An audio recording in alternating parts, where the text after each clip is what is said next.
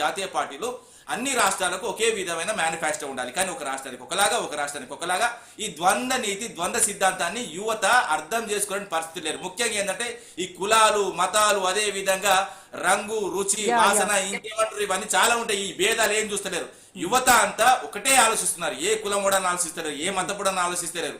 అదే విధంగా దేశం ఎప్పుడైనా ఓట్లు, దేశంలో ఓట్లు, మళ్ళీ కూడా చెప్తున్నా, దేశంలో కానీ రాష్ట్రంలో కానీ అటు పార్లమెంట్ నుంచి ఇటు గ్రామ స్థాయి, ఎందుకంటే వార్డు మెంబర్ ఎలక్షన్ల వరకు అభివృద్ధి పైన ఎలక్షన్స్ నడవాలి. ఈయన ఏం చేసిండు, ఆ పార్టీ ఏం చేసింది, ఈ వ్యక్తి ఏం చేస్తాడన్న దాంట్లో కావాలి. నా కులపోడు, నా మతపోడు అనే దాని అవన్నీ చూస్తే 2029 ఎలక్షన్స్ లో బీఆర్ఎస్ అధికారంలోకి వస్తుందా? నేను ఒకటి చెప్తున్నా వినండి. ఇప్పుడు యువత వాళ్ళు ఓన్లీ పోరాటం మాత్రమే చేస్తున్నారు. మళ్ళీ ఇప్పుడు రాజకీయాల్లో పూర్తిగా రాజకీయంగా వాళ్ళు రాలేదు. రాజకీయంగా వచ్చిన తర్వాత ఒకవేళ రాజకీయ పార్టీ నేను అడిగింది ఇందాక 9.5 ఏళ్లలో బీఆర్ఎస్ పాలనలో మీరు యువతకు చేసింది ఏంటి చెప్పండి. నేను క్లియర్ చెప్తున్నానండి. యువతకు మేము వాస్తవంగా 23 లక్షల ఉద్యోగాలు కల్పించడం, అదే విధంగా పెద్ద పెద్ద 23 లక్షలు హైదరాబాద్ లో ఒక నిమిషం ఆగండి చెప్తా వినే లెక్కలు చెప్తా వినే. నేను జెన్పాక్ట్లు కానీ, అదే విధంగా సెయింట్ కానీ, గూగుల్ కానీ అన్ని కంపెనీస్, సాఫ్ట్వేర్ కంపెనీలు చాలా తీసుకొచ్చిన. మళ్ళీ కూడా చెప్తున్నా, జిల్లా స్థాయిలో కూడా మా దగ్గర వరంగల్, ఒక నిమిషం ఆగండి, యువత కోసం ఆగండి బాబు ఆగండి. మీరు ఏం చెప్తారు? మా వరంగల్ లో కూడా సెయింట్ ఉన్నది, మా టెక్ మహేంద్ర ఉన్నది. ఇలాంటి కంపెనీలు జిల్లా కేంద్రాలు తీసుకొచ్చిన గరుడు మేము. మీరు నవ్వుతే మీ పనులే బయట కనబడతాయి. మీరు ఇది రాళ్ళు మీది అయిపోయింది, మీ పనులే కనబడతాయి. అదే విధంగా మీ వ్యాంగ్రాస్త్రాలు ఇక సరిపోతాయి. మేము ప్రైవేట్ రంగంలో పాటు ప్రభుత్వ ఉద్యోగాలు కూడా 1,80,000, నేను మళ్ళీ కూడా చెప్తాను, 1,60,083 ఉద్యోగాలు ఇచ్చింది వాస్తవము.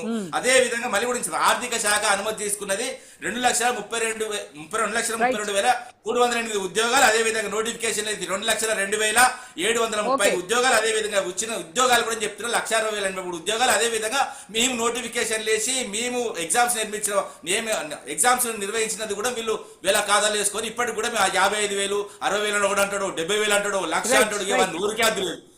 వీళ్ళు వాస్తవానికి నోటిఫికేషన్ లేచింటే 16,000 ఉద్యోగాలు సంవత్సరంలో ఉపరిస్తారని 31 నెలలు 32 నెలలు అయింది. 32 నెలల నుంచి వాస్తవంగా ఇలా 2 లక్షల ఉద్యోగాల గురించి మాట్లాడరు. ఏమనంటే వచ్చిన తర్వాత మేము అది చేసినాం. ఏం చేసినండి మీరు? నేను చెప్తున్నా, రాష్ట్ర ఆదాయాన్ని మింగుతున్నారు, ఆఖరికి అప్పులు తీసుకుని 1,00,000.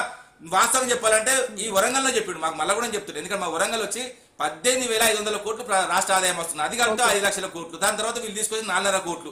మొత్తం కలిపితే 10 లక్షల కోట్లు అవుతుంది. 10 లక్షల కోట్లతో ఏం చేసినట్టు ఎవరు చెప్పాడు? అడగండి, రాహుల్ గాంధీని అడగండి. ఆస్క్ మీ ఎనీథింగ్ అంటున్నాడు కదా ఆయన. ఆస్క్ మీ ఎనీథింగ్ అంటున్నారు ఆయన. ఏంటండి? Rahul Gandhi ask me anything అని చెప్పేసి ఒక క్యాంపెయిన్ స్టార్ట్ చేశారు. మీరు కూడా అడగండి. అందులో చేయాలి, రాష్ట్రానికి రావాలి, తప్పించుకొని తిరగద్దు. ముఖ్యంగా మీడియా ముందుకు రావాలి, మీడియాకి అడ్రస్ చేయాలి. ఎందుకంటే రాష్ట్రంలో ఎక్కువ హామీలు ఇచ్చింది రాహుల్ గాంధీ. నెక్స్ట్ జెన్జీలకు వాస్తవంగా సమాధానం చెప్పాల్సిన పరిస్థితి. ఇంతకుముందు వెంకటరెడ్డి గారు కూడా చెప్పారు. ఒక్క నిమిషం ఆగండి. నేనేమంటే ఇంతకుముందు వెంకటరెడ్డి గారు ఏం చెప్పారంటే యువత మొత్తం బీజేపీ వైపు ఉన్నదంట.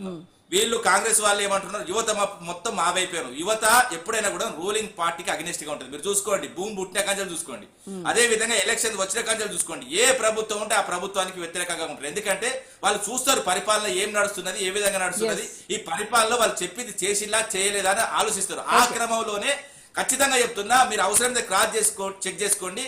ఎలక్షన్లు ఇండియాలో వచ్చిన పంచాలు ఇప్పటివరకు మొన్న వరకు జరిగిన ఎప్పుడైనా యువత అన్నది ప్రభుత్వాలకు వ్యతిరేకంగానే ఉంటుంది తప్ప ప్రభుత్వాలకు అనుకూలంగా ఎక్కడ ఉండదు.